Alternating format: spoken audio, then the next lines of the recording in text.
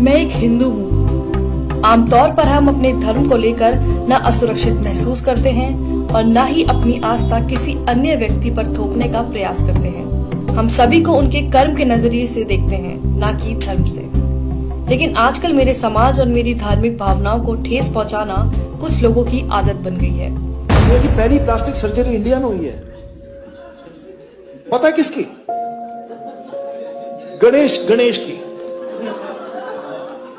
मैं मान गया कि पहली प्लास्टिक सर्जरी आपने करी है, इंडिया में हुई है, तो ठीक से तो कर लेते।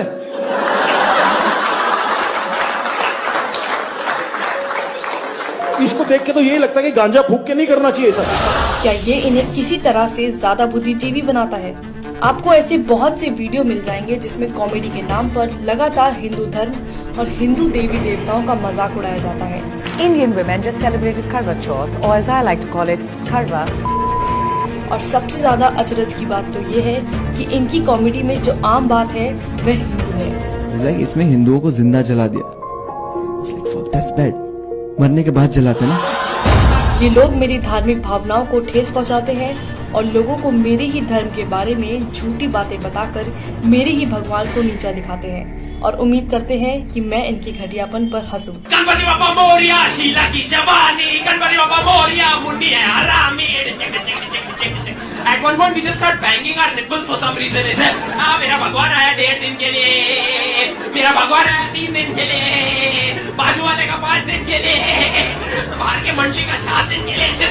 भुगतान नहीं है क्या यार इन लोगों को? पहले मुझे लगता था कि ये लोग मोदी सरकार के खिलाफ हैं और उनका विरोध कर रहे हैं, लेकिन अब मेरे साथ साथ बहुत से लोगों को ये पता चल चुका है कि ये लोग सरकार के साथ साथ मेरे धर्म को भी नीचा दिखाने की मंशा रखते हैं। एक पवित्र विश्वास को खत्म करना चाहते हैं। मेरे विश्वास और गर्व को नीचा दिखाकर खुद की मान्यताओं को ऊंचा करना चाहते हैं। कॉमेडियन सुरलीन कौर इस्कॉन को मानने वालों की तुलना पॉर्न से कर रही है। आप सबको मैं बता दूं, बेशक हम सब इस्कॉन वाले हैं, पर अंदर से सब हरामी पॉर्न वाले हैं। सुरलीन इस वीडियो में ऋषि मुनियों को अपमानित करने का कोई मौका नहीं छोड़ती है, उन्हें वासना से भरा हुआ बताती है। सबसे ध्यान लगा के जो चीज की जाती है वो है मेडिटेशन। मैं नहीं मानती, क्योंकि जितनी ध्यान लगा के हम फोन देखते हैं शायद कोई दूसरा काम करते होंगे। सुरलीन कहती हैं कि संस्कृत का इस्तेमाल करके ऋषि मुनियों ने अपने बड़े बड़े कांड छुपाए हैं। धन्य हो हमारे ऋषि मुनि जिन्होंने थोड़ी सी संस्कृत यूज करके अपने बड़े बड़े कांड छुपाए हैं। कामा ये सब सुनना किसी मानसिक उत्पीड़न से कम नहीं है। कॉमेडियन मुनव्वर फारूकी खुलेआम मंच से भगवान राम और माता सीता के लिए अभद्र भाषा का इस्तेमाल कर रहा है। लाइक अगर भगवान को रिस्पॉन्स करें, वो गाना कैसा है ना, लाइक मेरा पिया अगर है और राम जी डोंट गिव। मेरा पिया घर है, राम जी लाइक मैं 14 साल से खुद घर नहीं गया। एंड अगर सीता ने सुन लिया तो वो तो डाउट करेगी। और सामने बैठे दर्शक बेशर्मों की तरह अपने ही भगवान पर हो रही अभद्रता पर हंस रहे हैं। इनके लिए कितना आसान है हिंदू देवी देवताओं का मजाक उड़ाना, लेकिन जब बात किसी और धर्म की आती है तो इनकी जुबान पर ताला लग जाता है। मुझे समझ नहीं आता कि इन लोगों को हिंदुत्व और मोदी सरकार एक दूसरे के पर्याय क्यों लगते हैं और राजनीतिक पार्टी का मजाक उड़ाने की आड़ में मेरे धर्म का मजाक क्यों बनाते हैं। मैंने तो नहीं देखा कि मेरे धर्म ने दुनिया में किसी को कभी भी हानि पहुंचाई हो। मेरा एक ऐसे परिवार में जन्म हुआ है जहां मेरी माँ आस्तिक है और रामायण पढ़ती है। हम गीता का पाठ करते हैं। हम छोटा गणेश और महाभारत देखकर बड़े हुए हैं। ये मेरी खूबसूरत यादें हैं जो बहुतों के साथ मैंने साझा की है।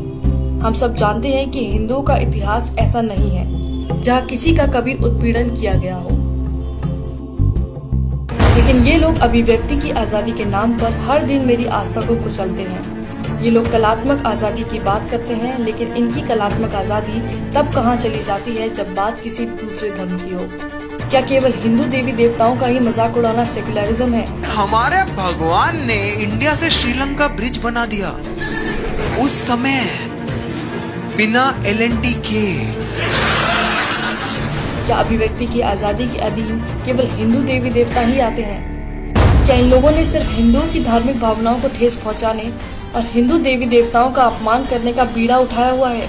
मेरे ख्याल से एक कॉमेडियन का काम मजाकिया चुटकुले बनाना है जिसे लोग सच में समझ पाएं और जिससे उनका मनोरंजन हो, लेकिन मनोरंजन के नाम पर केवल एक धर्म की आस्था और मान्यताओं को गाली देना, उसको लेकर भद्दे शब्दों का इस्तेमाल करना, ये किस प्रकार की कॉमेडी है।